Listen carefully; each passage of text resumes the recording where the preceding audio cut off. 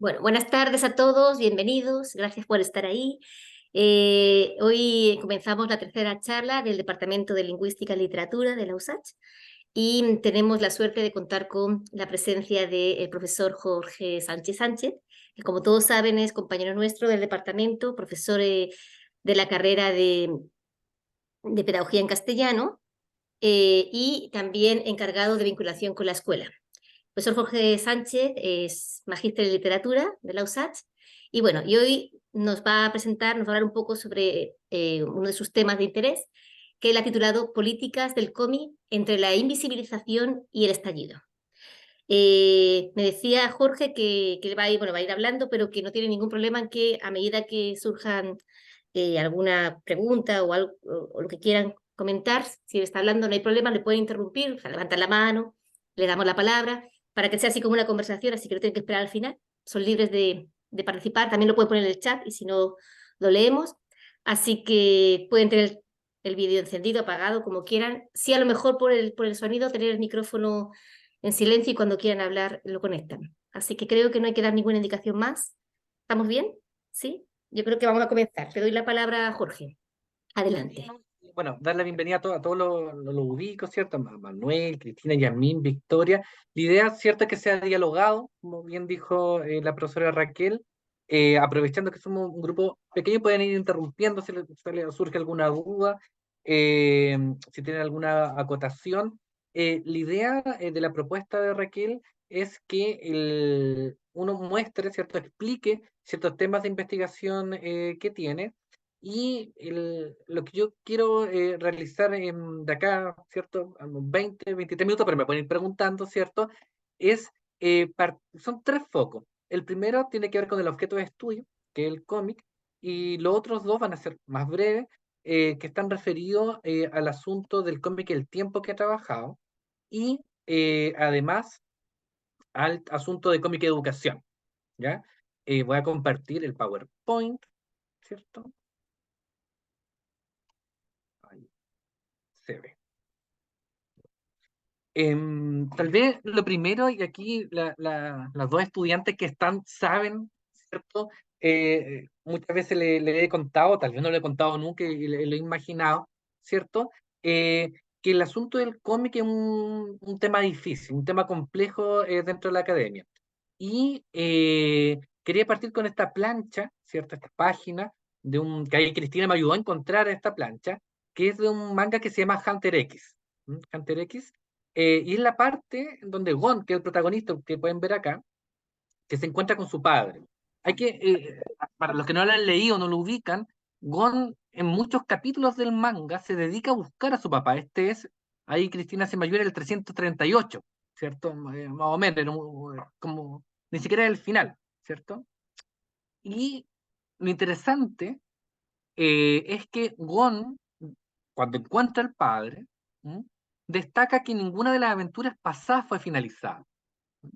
En la animación que algunos pueden acceder o en el manga, Gon tiene muchas aventuras, pero muchas de esas aventuras no las termina, ¿no? Y él da a entender en esta frase, ¿no?, que lo más importante es el viaje. Dice, hay muchas cosas que necesitas para lograr ir al exterior, le dice el papá, ¿cierto? Permiso, ruta, calificación, negociación. Y el padre le dice, ni siquiera tengo alguna de estas cosas, pero no tengo ningún tipo de apuro. Estoy en el proceso de disfrutar mi viaje. A- Así que sí, tu camino al futuro es el mismo que el mío, disfruta el viaje tanto como pueda hacerlo.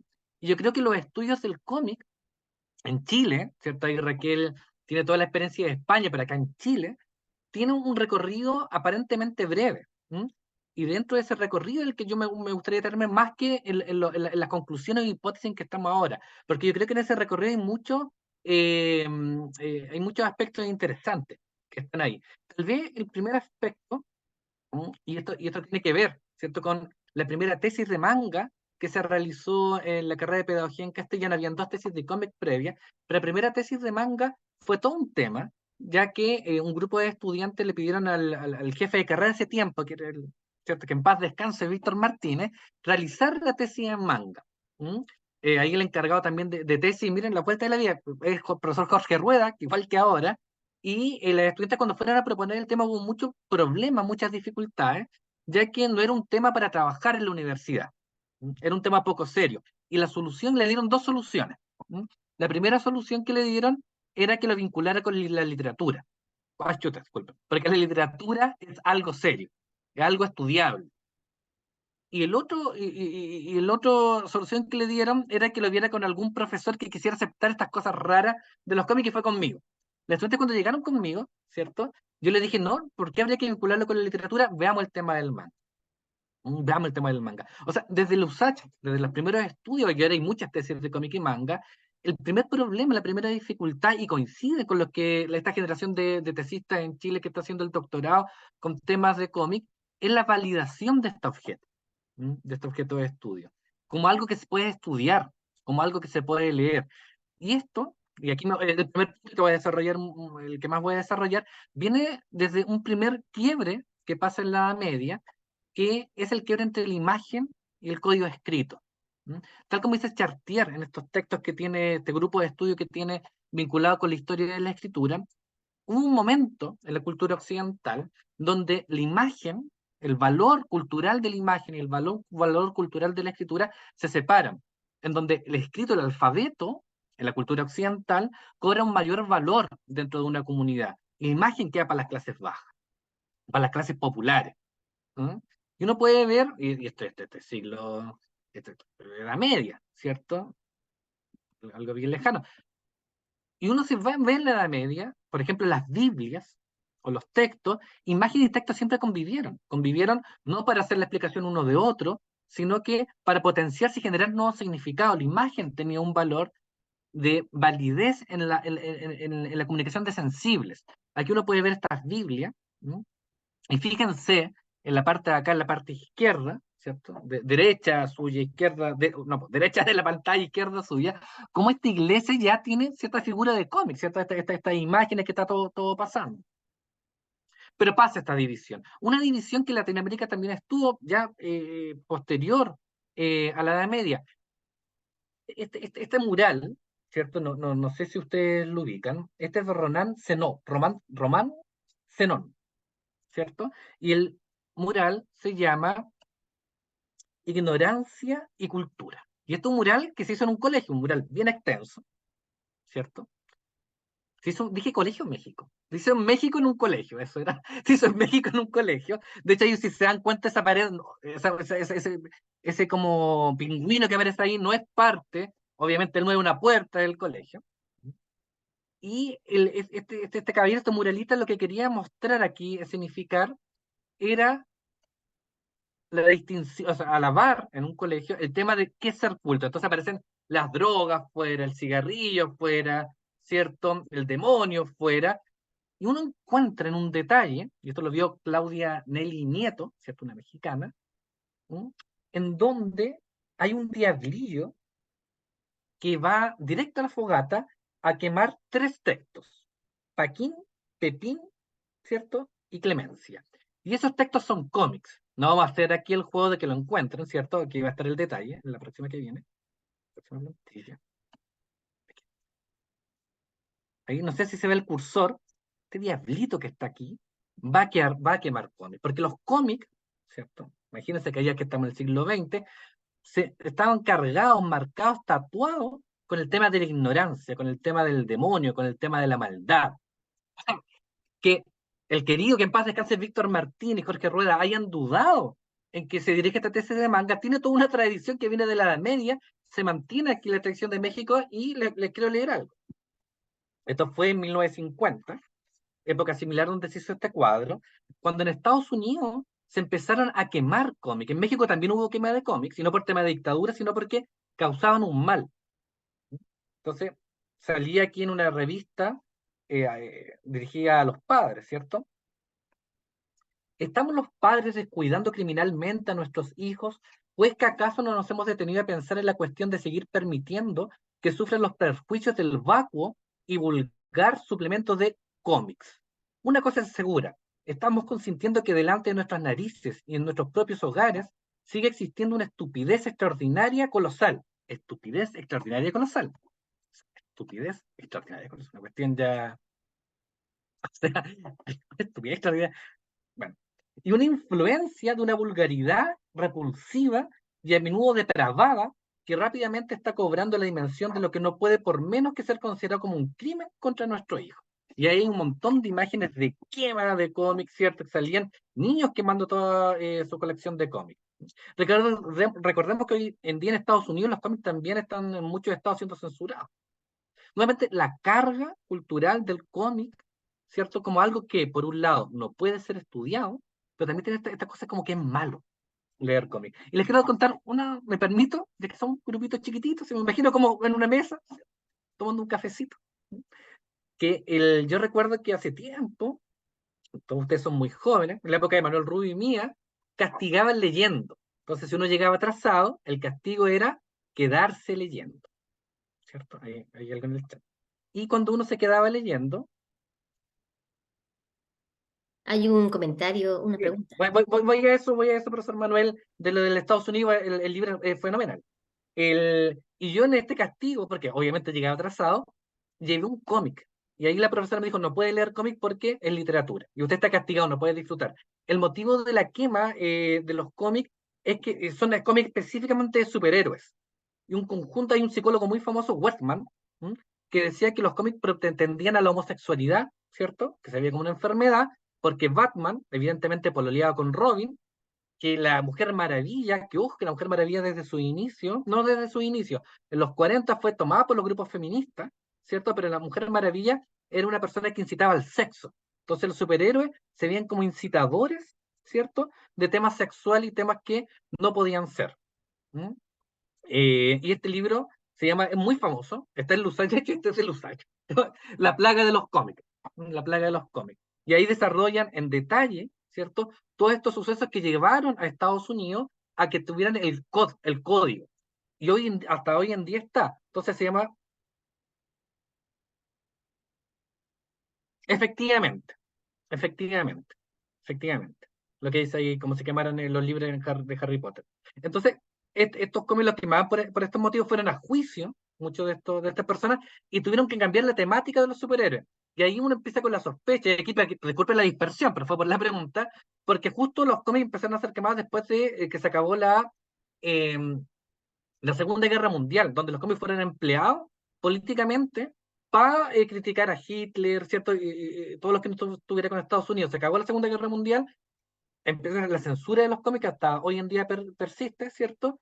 Y además uno puede pensar, sumar a esto, anexar a todo lo que digo, esta carga que viene de la Edad Media. O sea, ¿por qué los cómics nuevamente tienen que ser los quemados? ¿Mm? Y ahí está el libro que les mencionaba, La plaga de los cómics, que relata toda esta quema, ¿cierto?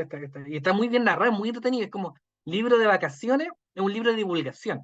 Y aquí hay otro texto muy famoso en Chile que se suma a esta idea de que los cómics son malos, de que los cómics, es como el tema de los videojuegos, como si uno juega un videojuego se vuelve tonto, pasaba algo muy similar con lo que propone Didier Dorman y Matelar cuando hablan, ¿cierto?, de la animación y también de los cómics como un producto que transmite de manera inmediata, casi contagiosa, ¿cierto?, el tema del capitalismo, como si no existiera una lectura crítica respecto a esto, ¿ya?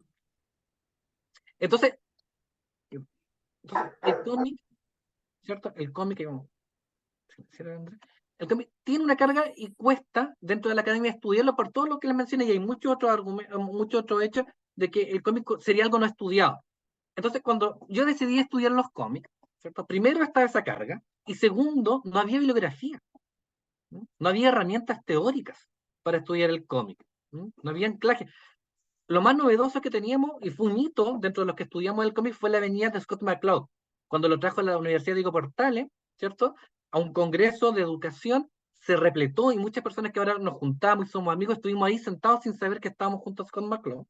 Y Luis Gasca y Roman Guer, españoles, o sea, los españoles han hecho, son en castellano, ¿cierto? Son lo único que uno podía tener ese aporte, pero eran aportes desde la estructura. Y eran un aporte solamente con un cuerpo, y esto es obvio, con un cuerpo europeo y estadounidense, y algo de manga. Entonces, si uno quería estudiar cómic, primero, el tema cultural, que yo creo que aún existe, ¿cierto? Segundo, las herramientas teóricas, ¿desde dónde se estudia el cómic? ¿De dónde lo pensamos el cómic? Y esa pregunta hoy en día sigue vigente, sigue vigente. Yo conozco la red que tenemos de estudios de cómic en Chile, donde está la Paloma Domínguez, Hugo Hinojosa, está Victoria Jiménez, todas en sus casas de estudio investigando en temas doctorales. El tema del cómic en general, por lo menos los casos que nombré, son las primeras tesis doctorales en cómic en esas casas de estudio. La Católica Valparaíso ahora va a sacar otra. En la revista, recién la Universidad de Chile, en la revista de comunicaciones, el próximo año sale un especial. Y el subsiguiente en la Universidad Cardenal Silva Enrique. O sea, es algo relativamente nuevo y faltaban estas herramientas que tenían un corpus europeo. Obvio, pues, si vienen de allá, o sea, Gasca, todos los ejemplos que da, son de allá. Qué más se va a hacer? Entonces uno decía, ¿será lo mismo? ¿Cierto? Porque ellos cuando analizaban los cómics veían recurrencias. Ven recurrencias y por lo tanto dicen, ya, el tipo de viñeta es así, el tipo de metáfora, de línea es así. Pero pasa lo mismo acá, en Latinoamérica. ¿No? Y esa es una pregunta clave, básica para los objetos de estudio de repente de los que están acá. Pero esa es una pregunta válida. Y lo otro que se suma a este caldo de preguntas e interrogantes es que los planes y programas, las bases curriculares, ¿no? Cuando ven el cómic, o lo ven con herramientas propias de la literatura, o lo ven centrado en el texto, o lo ven de una manera amplia y de manera débil, o con una guía débil, frente al profesor o profesora. Y de ahí empezaron a nacer mis sublíneas de investigación respecto al cómic. O sea, primero había un tema de validación. ¿No? Y a mí me encanta trabajar cosas o sea, me gusta, me animas como llevar la contra. Ustedes, los que aquí me conocen, me gusta llevar la contra. Entonces era como justo llevar la contra el cómic, ¿cierto? Y segundo, hay un problema de teoría, de herramienta, del tema situado, y el tema de educación, que son los elementos que estoy trabajando en este momento, ¿cierto?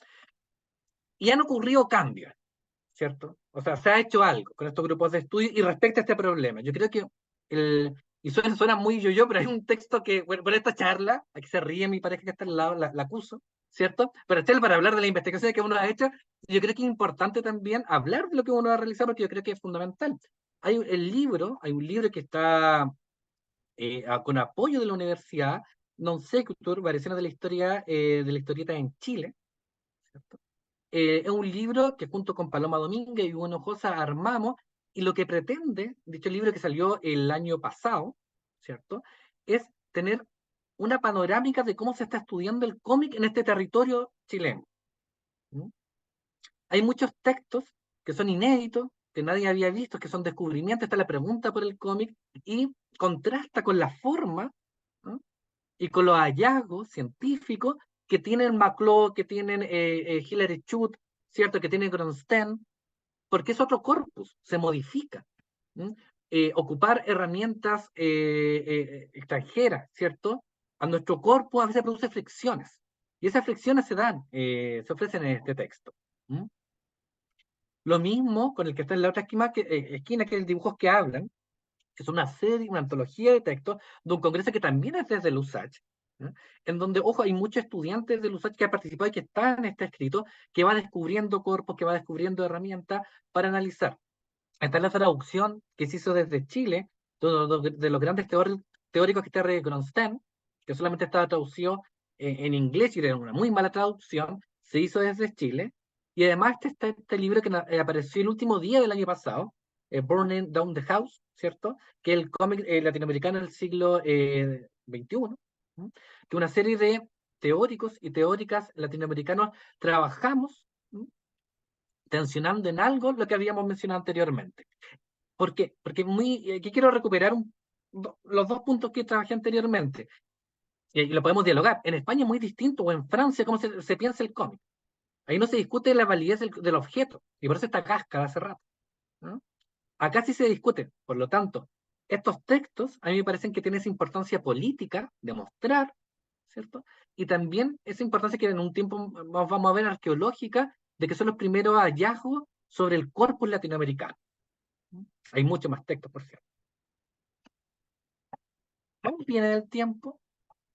Dejé mi celular. No sé dónde dejé mi celular. No sé verla. Aquí lo dejé. Ya.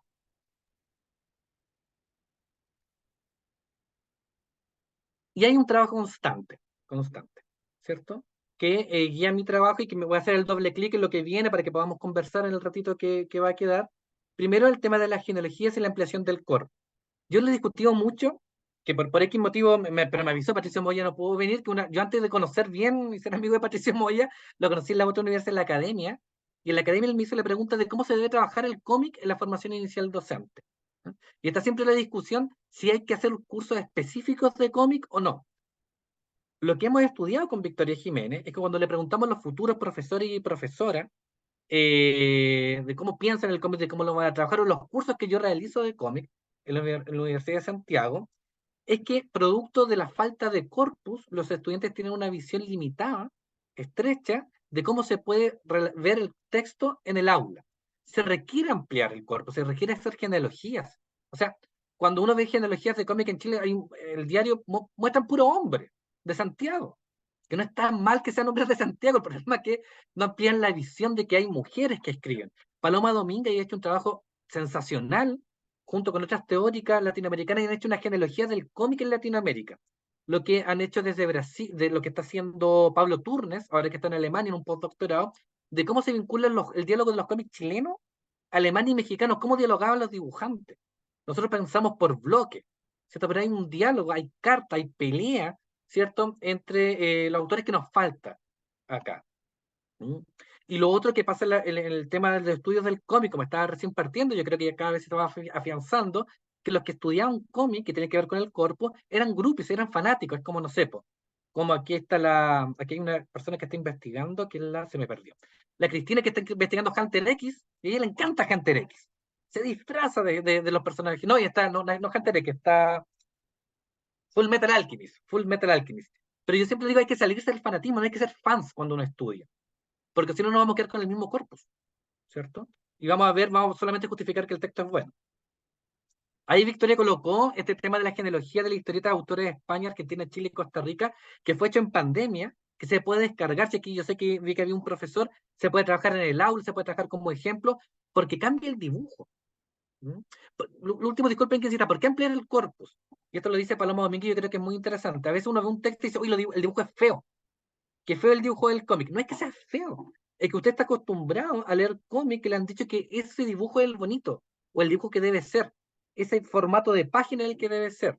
Cuando uno ve estos cómics latinoamericanos, por ejemplo, Leslie Lice, que es la primera autora que escribe desde un posicionamiento político de lesbiana en Latinoamérica, y aparte, ¿dónde vive? Vive en no sé, un sector muy rural, muestra otras cosas que los cómics que nosotros leíamos no muestran. ¿Mm? Mediación en el aula escolar y la formación inicial docente, fundamental, los criterios de selección y el tema de la divulgación. Todas esas cosas yo he ido trabajando en mayor o menor medida, ¿cierto? El tema del aula escolar y formación inicial docente, siempre y los criterios de selección en par con Victoria Jiménez, ahí tenemos algunos artículos publicados, y el tema de la divulgación. Yo creo que la academia, una de las cosas que tiene que hacer es divulgar, no quedarse solamente en el artículo.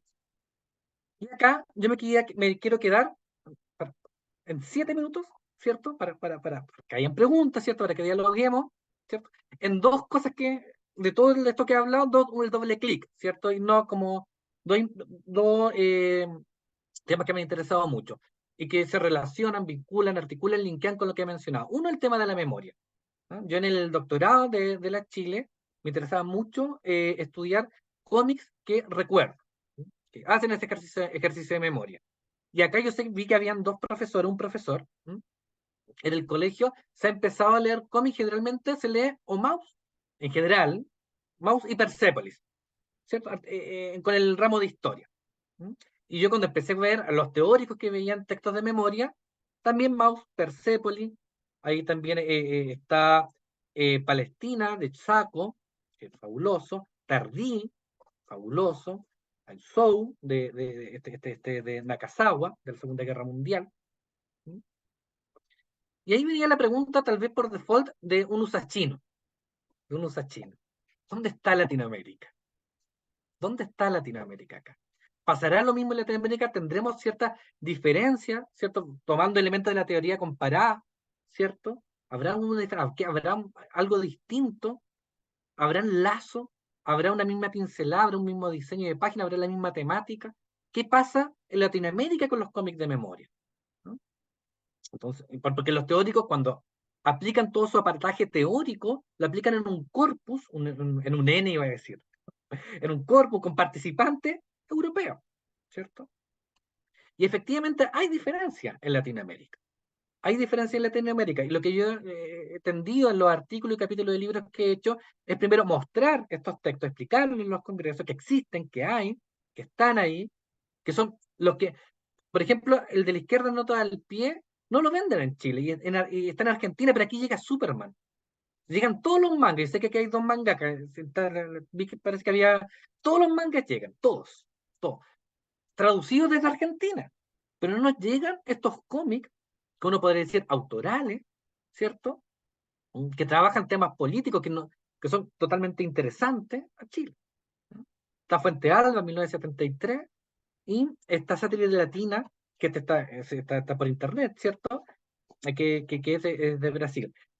Estos tres cómics, y muchos más que trabajan en el asunto de memoria en Chile y en Latinoamérica, tienen por lo menos una particularidad que solamente he visto en manguas, ¿m?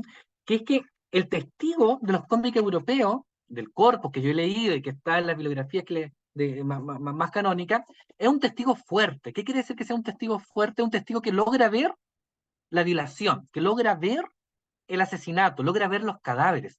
En Latinoamérica algo pasa que emplean metáforas visuales, ¿cierto? Que emplean elementos para no mostrar el horror, pero sí el olvido.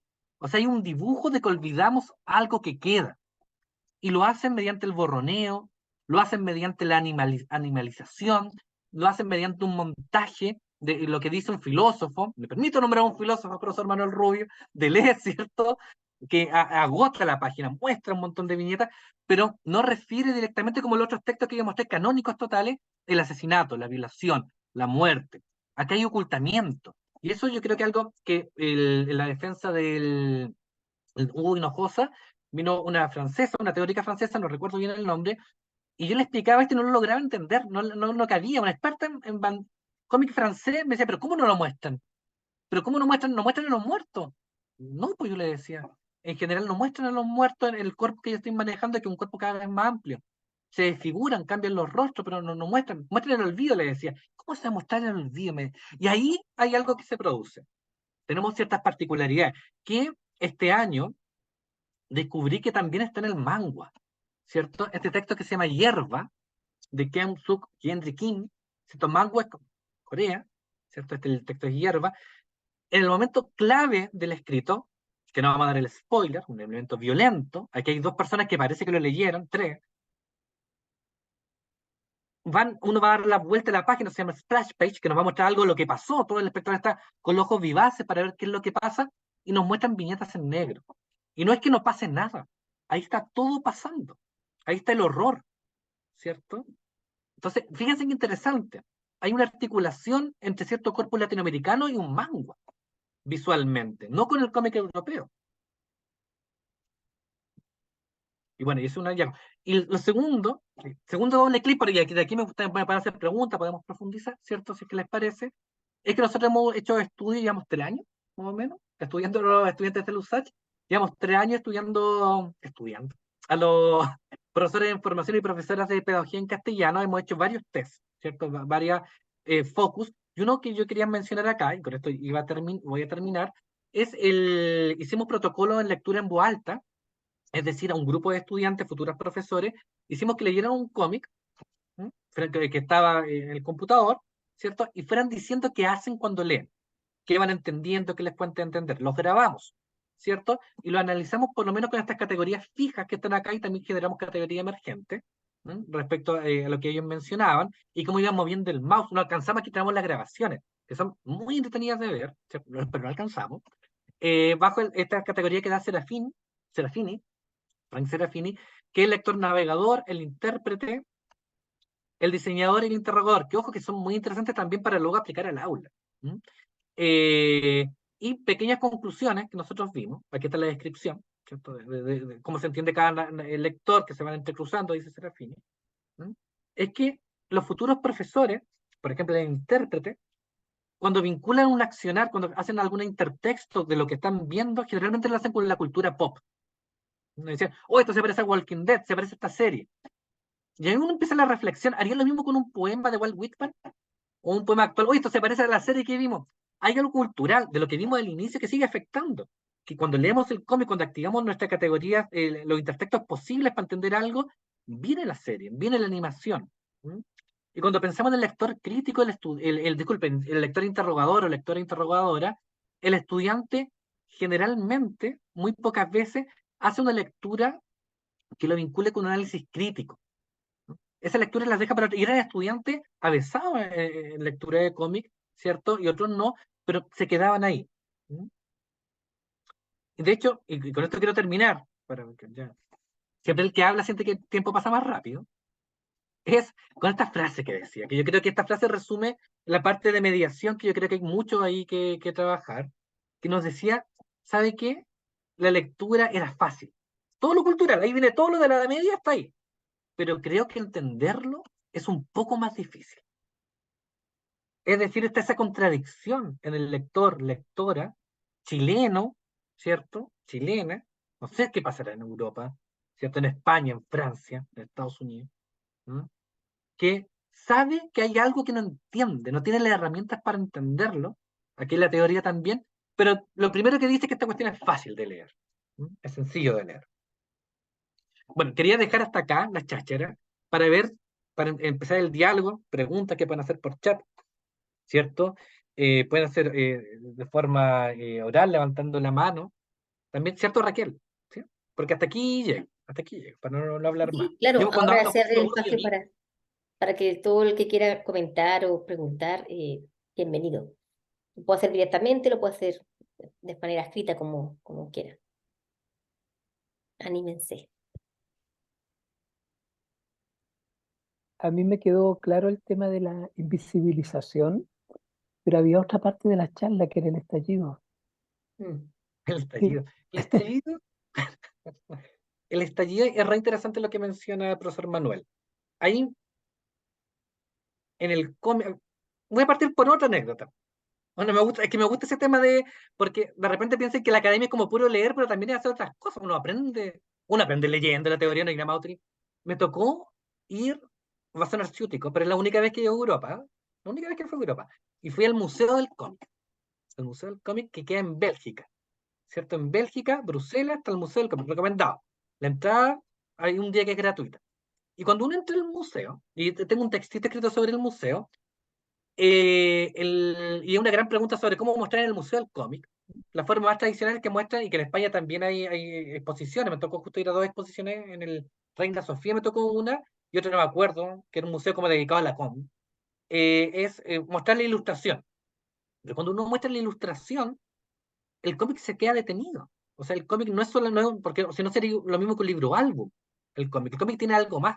Cuando uno retrocede y ve de dónde los primeros autores del cómic, hay un autor que se llama William Topher, un suizo, finalizando el 19, y él se considera uno de los primeros que hizo cómic. Y la idea de él, al poner las viñetitas, era criticar el tiempo. ¿Mm? Entonces, si uno pone una viñeta en un cuadro, está haciendo todo menos mostrar un cómic. No estoy mostrando la potencialidad de un cómic. Entonces, ¿qué hizo el museo? Hizo un estallizo de lo que yo llamo una extensión de la lógica del cómic, de la secuencia, y tenía un conjunto de artefactos para mostrar efectos posibles del cómic. Por ejemplo, uno se podía subir a una bicicleta, ¿cierto? Cuando estaba en la bicicleta, que yo como soy muy poco atlético, no me resultó mucho, uno podía ir viendo las imágenes. Y ahí veía la secuencia. Bien, efectos, no tengo las imágenes acá, ¿cierto? Efectos del cómic donde estaba esta movilidad.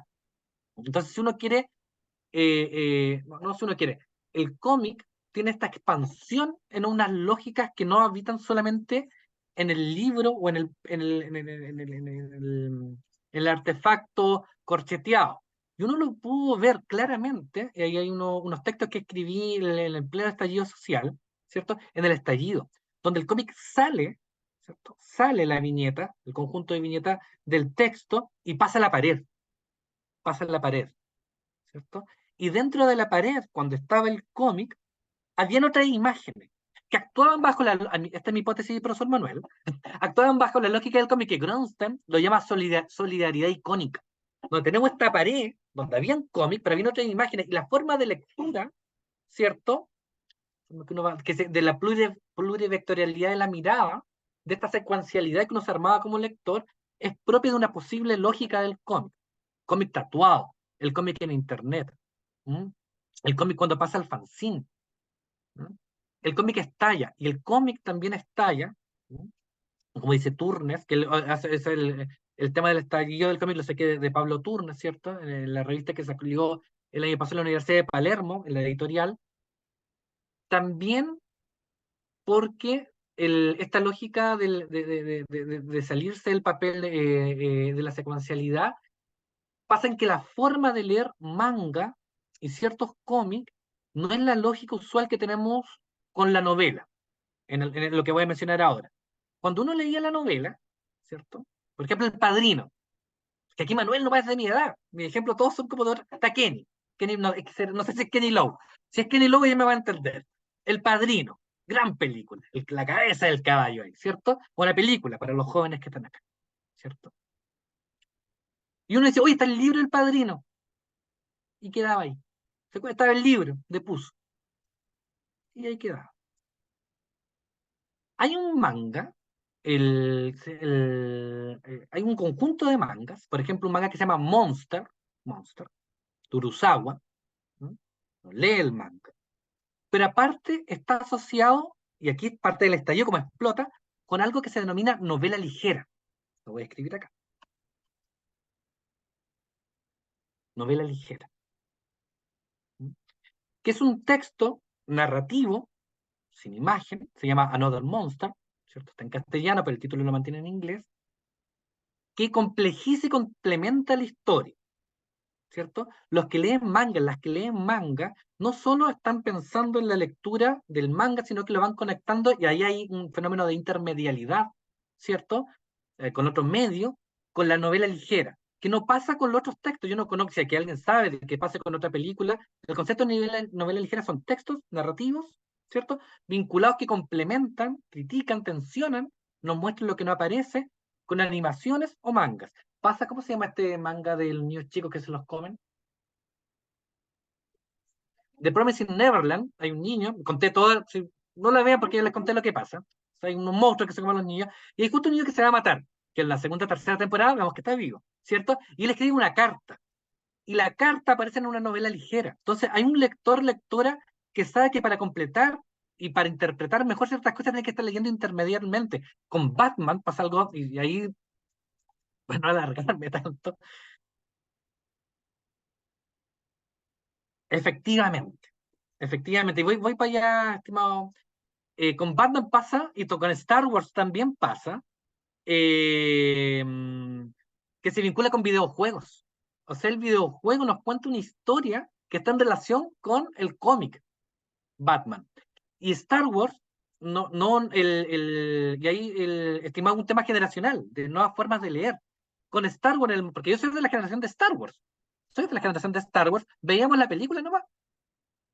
Es ahora, estimado profesor Varas, ¿cierto? Termine la tesis, en donde se vincula Star Wars con los juguetes, se vincula Star Wars con el videojuego, con los cómics, que cuentan otra historia, ¿cierto? Pero es ahora, porque Star Wars, si bien tiene una influencia ya de Jodorowsky, de Dune, pero hay influencias. No está este modo de lectura que habita hoy en día, y por eso este estallido del cómic. Y de hecho, esto es lo último que digo, lo prometo, respecto a la pregunta que hizo el profesor Manuel. De hecho, en el museo, profesor Manuel, había ropa. Estaba de Tantán, de Tintín, estaba la ropa. Y uno dice, ¿por qué está la ropa? ¿Cierto? ¿Por qué está la ropa? ¿Por qué está la ropa? Porque estalla, ¿cierto? Esta lógica. Eso, profesor Manuel Rubio.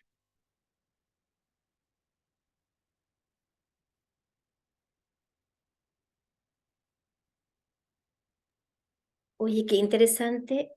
Yo no soy lectora de cómics, no soy muy buena para eso, porque siempre me costaba, y es que lo cuento porque todavía me pasa, ya aprendí un poco, pero me costaba, no sabía por dónde leer. No sabía cómo, no todos los cómics eran igual, no todos o sea, claro, abrir la página, pero a veces no entendía el orden de las de las viñetas. Me acuerdo cuando era niña, entonces no entendía, no podía seguirles, para mí era complicado, me costó mucho siempre leer cómics por eso. No sabía quién hablaba primero, quién hablaba después, no sé qué me pasaba. Entonces, como me costaba mucho, no soy buena lectora del cómic, eh, pero sin embargo, yo doy clase de lengua extranjera. Cuando enseñaba español como lengua extranjera y ahora que enseño otra lengua, sí que usaba el cómic en las clases. O sea, me esforzaba, por supuesto, en entender, cogía cómic que podía entender y la pregunta es, ¿y nunca pensaba esta idea de que el cómic es algo negativo o de bajo nivel intelectual o algo así, ¿no? Que está como en eso que presentaste al principio. Entonces, yo lo elegía en las clases, entonces si uno piensa eso, lo puede elegir en las clases, elegí en las clases, y no, tampoco es un lenguaje sencillo, sino porque es un lenguaje, o sea, porque la imagen ayuda, porque cuando uno aprende una lengua extranjera necesita más, bueno, todo lo que le dé información y ayuda a la comunicación es válido, entonces, está la imagen, hay colores, hay cosas, ¿no? Que también pueden motivar, y los mensajes son precisos, pero dice muchas cosas, o sea, en ese poco espacio puede aparecer mucha cosa, ¿no? Puede haber de todo, puede haber metáforas, puede haber humor, puede haber de todo. Entonces, igual muy interesante. Entonces, cuando te escuchaba, me acordaba de esta cosa que siempre me pasó con los cómics, que me costaban entenderlos, porque no sabía leerlos, y luego, por otro lado, querer usarlo. Entonces, mis hijas están en el colegio, en la media, en la básica todavía, y a veces leen cómics en el colegio también, no solo a ellas les gustan, sino a una profesora les ha hecho leer algún cómic, y es realmente distinto, o sea, porque, y no lo veo como iniciación a la lectura tampoco, sino porque lo que uno ve cómo te enfrentas lo que comunica el cómic, no es lo mismo que puede comunicar otro tipo de medio, eso quiero decir. Entonces, va un poco lo que dices tú, y además ahora que el mundo es más interconectado, que hay muchas más cosas, encima se puede jugar con esto que decías tú de la novela de G y todo eso, que no estaba antes, ¿verdad? Entonces, qué interesante porque se abre todo un mundo de posibilidades, ¿no? De interpretar, donde hay un montón de signos de comunicación, eso quería decir, una mezcla de un montón de cosas que comunican. Y todo eso crean un mensaje. O sea, no es solamente un texto y todo lo demás. Ahora, en segunda lengua se emplean mucho los cómics. O sea, cuando uno empezamos a buscar bibliografía sobre cómic y educación, según lengua está ahí, porque efectivamente hay un tipo de relación que tienen los cómics entre palabra e imagen que es directo. O sea, la palabra explica la imagen explica la palabra, y no hay que tener pudor, es más fácil de leer, Mm. ¿cierto? Y cuando uno lee en cómics, porque hay muchos cómics que son muy sencillos de leer. ¿Mm? Es como las películas, o sea, uno ve películas de superhéroes y son fáciles de leer.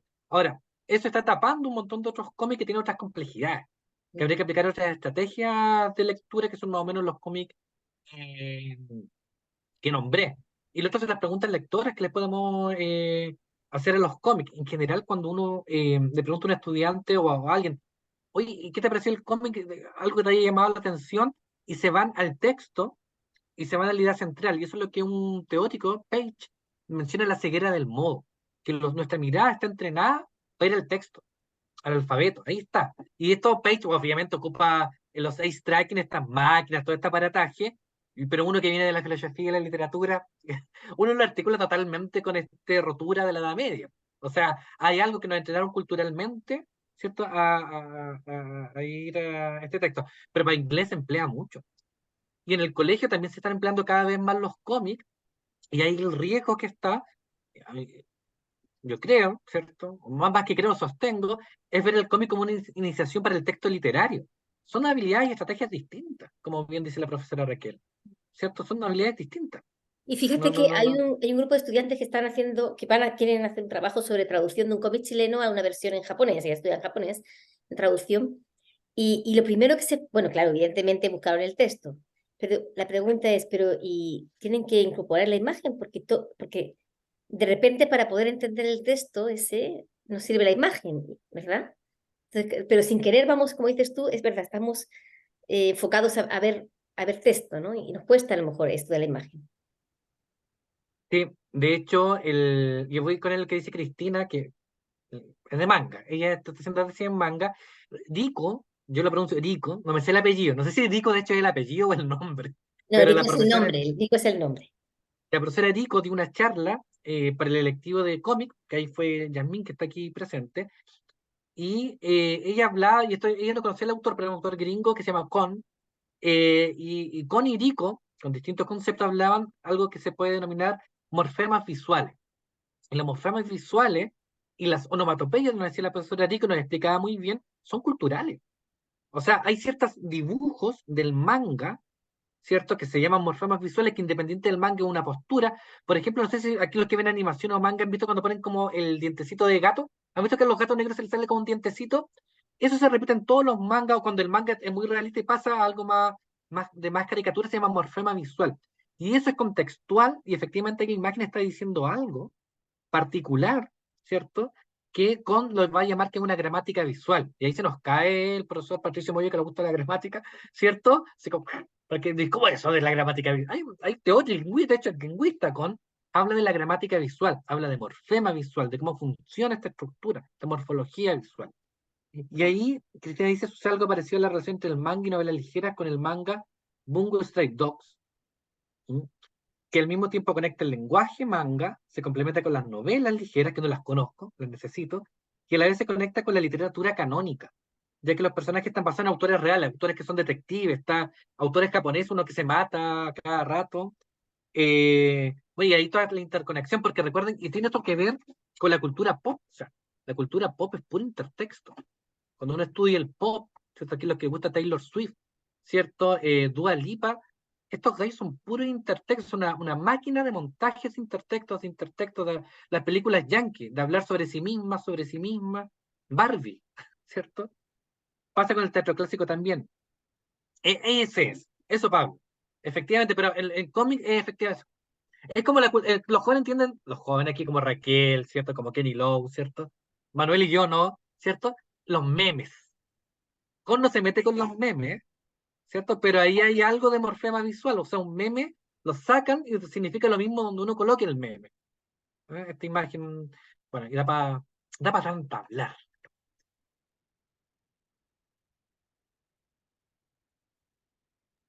Yo me preguntaba un poco, ponte tú, este cambio de lo que tiene que ver con la cultura del texto escrito, ¿cierto? A la cultura de la imagen, en que han sido socializadas, por ejemplo, a las nuevas generaciones, ¿ya? Y en el caso mío, ponte tú, claro, una generación más socializada en el texto escrito, aunque yo también fui lector de cómics cuando joven. Bueno, que no. ¿Ya? Entonces, me da la impresión, ponte tú, que lo que tú decías, a lo mejor en términos de la valoración del objeto, como un objeto estético, digamos, ya puede estar muy condicionado, digamos, por en los momentos en que uno se refiere al cómics, ¿ya? Porque, por ejemplo, en estos momentos, estaba acordándome, ponte tú, que yo había visto una obra de la Pato Gallina sobre el tema de los zoológicos humanos con el caso de los Selkman, ¿cierto? Y uno veía la puesta en escena en el teatro y era muy de la estética de un tipo de cómics, ¿te fijas? Entonces, de alguna manera yo creo que a lo mejor estamos en el momento de inflexión, ¿cierto? Donde se están posicionando, reposicionando, digamos, estos objetos culturales que a lo mejor, claro, si uno se hace la referencia al 20, al 30, al 40 del siglo pasado, ¿cierto? Claro, hubo una reacción porque además planteaban, digamos, una serie de historietas que rompían con los valores dominantes. Sí, pero ahí, ojo que hay entre artes, ¿cierto? En Argentina de los 60, el cómic está vinculado con otra arte, pero yo me refería también a la academia, ¿cierto? La academia o las revistas indexadas, que recién ahora están aceptando artículos, y hay un estudio que hizo Victoria Jiménez sobre los estudios bibliográficos, ¿cierto? Sobre cómic en Iberoamérica, ¿cierto? Y no eran tantos, y hoy en día se están multiplicando, y el otro que iba a decir, se me olvidó. Pato Gallina, cómic, Pato Gallina, cómic, se me olvidó Manuel Rubio. Pero bueno, voy a responder lo que dice la Yasmina ahí. Y hay una Dice, pregunta interesante de Yasmín. si uno quisiera incluir cómic en el cuerpo de lectura en el colegio, ¿cuáles serían los criterios? Hay un artículo que Yasmín, que salió, que le escribimos con Victoria, que salió en la revista Árboles y Rizomas de la universidad, ¿cierto? Sobre criterios. Y es re interesante la pregunta que hace la Yasmín. No, el por qué, mira, y Victoria colocó. Ella le escribimos con que cuando nosotros estábamos leyendo, porque nos interesaba mucho Yasmín, es una pregunta que nos hacen los profesores, ya, que, oiga, yo para séptimo básico, ¿qué cómic hago leer? Pésima pregunta. Oiga, para primero medio, uno, desde acá, ¿cierto? Como si existieran libros para primero medio, ¿cierto? Es como yo soy un libro para primero medio, ¿cierto? Pero es mucho más complejo. Y esto, Manuel, ¿te acuerdas cuando tomamos el curso de cómo hacer un artículo? De ahí que estaba yo pensando esta cuestión de los criterios. Y tú me ayudaste a escribir el resumen. Entonces, los criterios tienen que ver, ¿cierto? Con cuando uno escoge un texto, ¿no? Por un lado, y por eso hay que saber, Yasmin y todos los que están acá de cómic, de la dificultad que tiene un cómic. ¿Cuándo un cómic es difícil de leer? ¿Cuándo un cómic es difícil de leer? Porque claro, uno podría decir, bueno, un poema es difícil de leer cuando tiene un conjunto de figuras literarias que requieren mucha mayor connotación, pero ¿cuándo un cómic es difícil de leer? Y ahí nosotros con Victoria decimos, bueno, cuando hay viñetas non sequitur, bueno, cuando la relación de las transiciones es mucho más compleja, ¿m? Cuando hay mayor cantidad de metáforas visuales. ¿M? Ese sería un criterio, ver la dificultad, ver la accesibilidad, porque nuestros colegios no compran cómics, ¿cierto? Y no se pueden bajar de pirateados, pero sí están en la biblioteca escolar. Ni Mona está, ¿cierto? Ni Mona, que ahora tiene películas en Netflix, ¿cierto? Está para leerlo. Otro elemento, criterio para escoger, que en el tema cultural los cómics han tenido un tema muy machista, solamente hombre, ver también el asunto de la diversidad de autores y autoras que están, ¿cierto?, en el tema de los cómics. Pero ahí hay que ir más allá de lo temático, entonces. ¿Mm? Ver la dificultad, ver la accesibilidad, ver que haya diversidad en el asunto de los cómics, usted que está trabajando el feminismo, ¿cierto? Y empezar como profesor y profesora a leer cómics. Yo creo que nos falta el gremio leer cómics para poder escoger, ¿no? Porque es muy limitado, o sea, nos pasamos de Condorito y hay que en algún momento superar en Chile a Condorito. Tenemos un mundo, ¿cierto? Diverso. Eso, me quedé pensando. Que uno me quedé pensando con la primera pregunta que me hicieron. Ustedes me conocen, bueno, lo que sigo pensando una respuesta, entonces no puedo responder tantas preguntas a la vez, no sirvo para eso. Me quedé con la primera pregunta. Mm. Oye, ¿y sobre la posibilidad de una historia del cómics en Chile? ¿Se ha hecho algo ahí en términos estilísticos, en términos de tipos de género, no sé? No hay, no hay, no hay. No hay. Jorge Rojas Flores hizo un análisis desde la perspectiva histórica, ¿cierto? Pero se salta todo lo estilístico. Hay mucha pega por hacer, así los que están acá y quieren hacer como autoaprendizaje, ¿cierto? Autoformación, o quieren hacer un magíster, un doctorado. No hay, no hay, no hay. De hecho, ahora se está haciendo en Brasil, que no me quiero parar porque estoy viejito, ya, pero se me olvidó el nombre. Bueno, desde Brasil se está haciendo una historia, mucha historia comparada. De Alemania también, los diálogos, qué pasó en el gobierno popular, que había muchos cómics, ¿cierto? Doctor Morte. Hay pura islita ahora, hay que empezar a articular, hay que empezar a articular. Eh, la autora en Chile, ¿qué pasa con la genealogía de la autora en Chile? ¿Cómo se fueron conformando? ¿Cómo están ahora como grupo, con el fanzine, la importancia del fanzine para los grupos feministas, ¿cierto? El cómic infantil, la figura del niño en el cómic de dictadura, ¿cierto? Los escritores que escribieron cómic, o que dibujaron o que guionizaron, Enrique Lin, ¿cierto? Rodrigo Lira, aunque les caiga mal o bien, Jodorowsky, ¿cierto? Hay un montón, es un campo muy abierto, que una vez se desespera, es como que queda medio mal. Eso.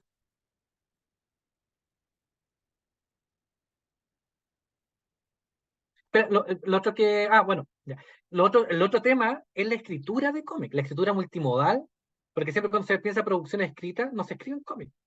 Y sería también re interesante, porque está dentro de la base curricular del cómic. Ya, eso, profesora, ahí hay una mano levantada.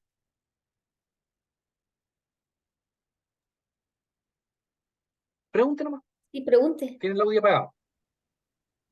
Puedo, sí, hola. ¿Cómo está, profesor? Tanto tiempo que lo veía. Bien, acá, tranquilo, feliz. A propósito de los fanzines, me acordé. Instancias como la Fancination, por ejemplo. ¿Qué tan relevantes pasan a ser em, para el estallido del cómic en Chile o, bueno, en Santiago al menos? Sí, la Fancination, también el tema se me olvidó el nombre, que esta agrupación de mujeres que hace no, el que hace también un tema de cómic, ¿cierto? Que se me olvidó el nombre, las comiqueras de Argentina y de Chile, y dibujos que hablan, que también tiene una muestra de cómic. Ahí el fanzine se incorpora como otro mundo, ¿m? Mucho de reproducción rápida, mucho más politizado, que se relaciona, pero es distinto a todo lo que he hablado. Es otro espacio a estudiar. Aquí hay una tesis de Ninochka que hizo de un Ugarte, no me acuerdo el apellido del Usach, que hizo, trató de hacer una genealogía y vio que no Malú Urriola, Carmen Bergen ya hacía fanzines en el tema de la dictadura. Y en el colegio es re interesante, profesor, porque yo quiero postular un BIME para el próximo año y por si su colegio quiere, para hacer fancitecas en los colegios, que es algo que en Colombia, en Argentina y en otros países se hacen, que son formas en que los estudiantes generan fanzines, pero quedan en la biblioteca y se le da una evaluación cultural. Y hay toda una estrategia re interesante para hacer fancitecas en colegios. Nos acepta practicante, el tiro hacemos la fanciteca. Tamara Núñez también.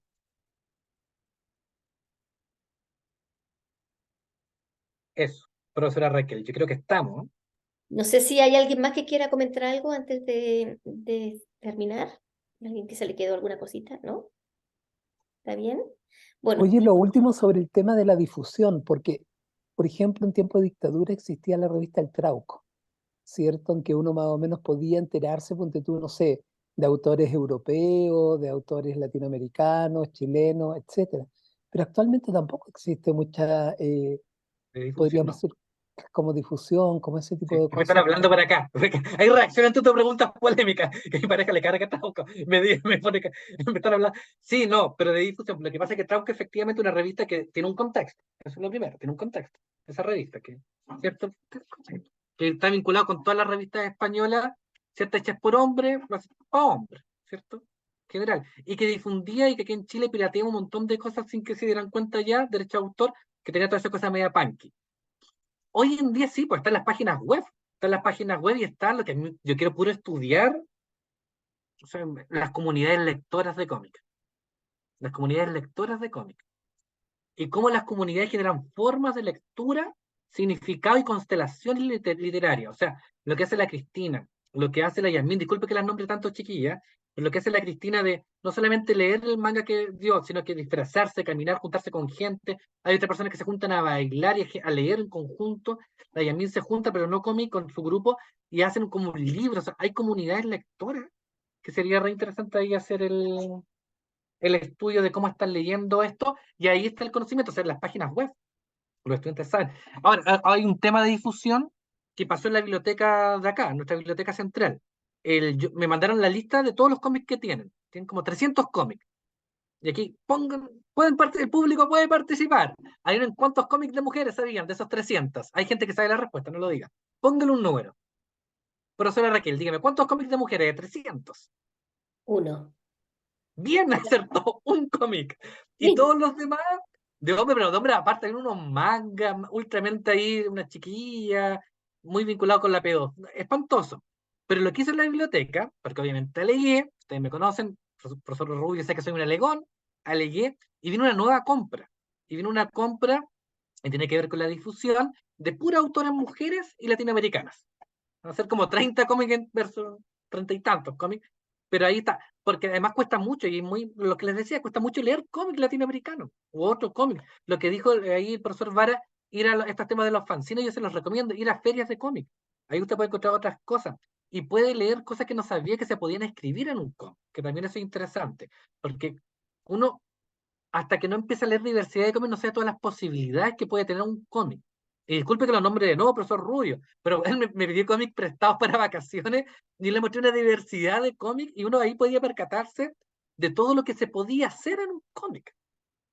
Uno era poesía, no nos quería contar ninguna historia. Otro terminaba con unos cuadritos raros que nos reinterpretaban al final. Es decir, hay muchas posibilidades, pero hay que leer. Y por eso yo creo que estamos terminando que la formación inicial docente de castellano debería tener un curso de corpus de cómic, porque nuestros estudiantes, y uno no sabe de corpus, para luego con los elementos que ven multimodalidad, no digo un curso solo de cómic teoría, multimodalidad, ¿cierto? Pueden aplicar eso con el corpus que tienen y es uno vinculado con aulas, que puede estar libro álbum, ¿cierto? Y narrativa gráfica en general, pero se requiere corpus. Por supuesto, profesor Varas. Invíteme aquí los que estuvieron en didáctica conmigo, hicimos armado de fanzine. Ahí le presto bibliografía. Eso ya, Raquel. Yo creo que Muy estamos. interesante, un tema que da para mucho, así que gracias por introducirnos en este tema y bueno, ojalá que tengamos la oportunidad de ir viendo cómo avanza y podamos ir leyendo más cómics para la próxima vez discutir más también. Muchas gracias, a todos los que están allá. Muchas gracias, Jorge. Y bueno, esto va a quedar grabado, no lo dije en su momento, lo digo ahora, perdón. Así que si cuando esté subido la página de la BIMEFAO lo pueden volver a ver si es que les quedó algo por ahí pendiente y quieren, o pueden sociabilizarlo, difundirlo para que otras personas que no pudieron estar hoy lo puedan ver. Gracias, nos despedimos entonces y hasta la próxima. Gracias a Nos todos. vemos. Chao. Gracias. Chao, Chao, chao. chao.